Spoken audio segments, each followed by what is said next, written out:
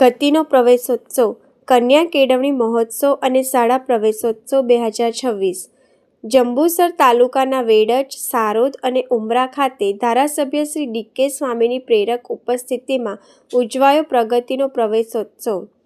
ભરૂચ જિલ્લાના જંબુસર તાલુકામાં પ્રવેશોત્સવના બીજા દિવસે વેડજ, કુમાર, સારોદ અને ઉમરા શાળામાં પ્રવેશોત્સવ અને કન્યા કેળવણી મહોત્સવ અત્યંત ઉત્સાહભેર ધારાસભ્ય શ્રી ડી.કે. સ્વામીના અધ્યક્ષ સ્થાને યોજાયો હતો. કાર્યક્રમ દરમિયાન ધારાસભ્યશ્રી સહિતના મહાનુભાવોના હસ્તે બાલવાટિકા, આંગણવાડીના અને ધોરણ 1ના બાળકોને શૈક્ષણિક કીટ અને પાપા પગલી કીટ આપી શાળામાં પ્રવેશ કરવાયો હતો. આ ઉપરાંત ધોરણ 3થી 8 તેજસ્વી વિદ્યાર્થીઓ, જ્ઞાન સાધના સ્કોલરશીપ મેળવનાર વિદ્યાર્થીઓ અને શાળામાં નિયમિત હાજરી આપતા બાળકોનું વિશેષ સન્માન કરવામાં આવ્યું હતું. શાળાની શરૂઆતમાં મહત્વનું યોગદાન આપનાર વડીલશ્રીનું પણ સન્માન કરાયું હતું.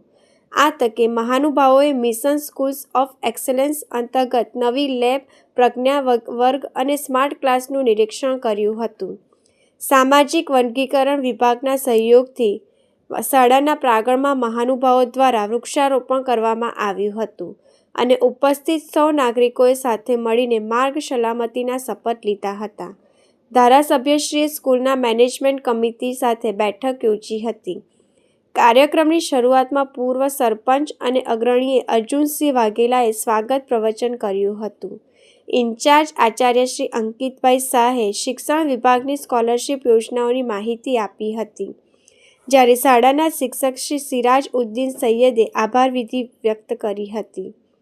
આ ઉત્સવમાં સ્કૂલ મેનેજમેન્ટ કમિટી, આચાર્યશ્રી સહિત મોટી સંખ્યામાં વાલીઓ, શિક્ષકો અને ગ્રામજનો ઉત્સાહપૂર્વક ઉપસ્થિત રહ્યા હતા. ઉમરા ગામે આ કન્યા કેળવણી મહોત્સવ જ્યારે ઉજવાઈ રહ્યો છે ત્યારે હું ગુજરાત સરકારને ખૂબ ખૂબ અભિનંદન પાઠવું છું કે મોદી સાહેબનું જે સપનું છે કે કોઈ કન્યા કે કોઈ દીકરી કે કોઈ બાળક વંચિત હોય, શોષિત હોય, એ શિક્ષણ વગરનો રહી ના જાય, સારું શિક્ષણ પ્રાપ્ત થાય, સારા સંસ્કાર સાથેનું શિક્ષણ મળે ને આધુનિક ટેકનોલોજી સાથેનું શિક્ષણ આજના બાળકોને જ્યારે મળી રહ્યું છે ત્યારે મોદી સાહેબનું જે સપનું છે 2047 વિકસિત ભારત દેશને જે બનાવવાનું છે એ મને લાગે છે કે વહેલું ને વહેલું આ પૂર્ણ થશે.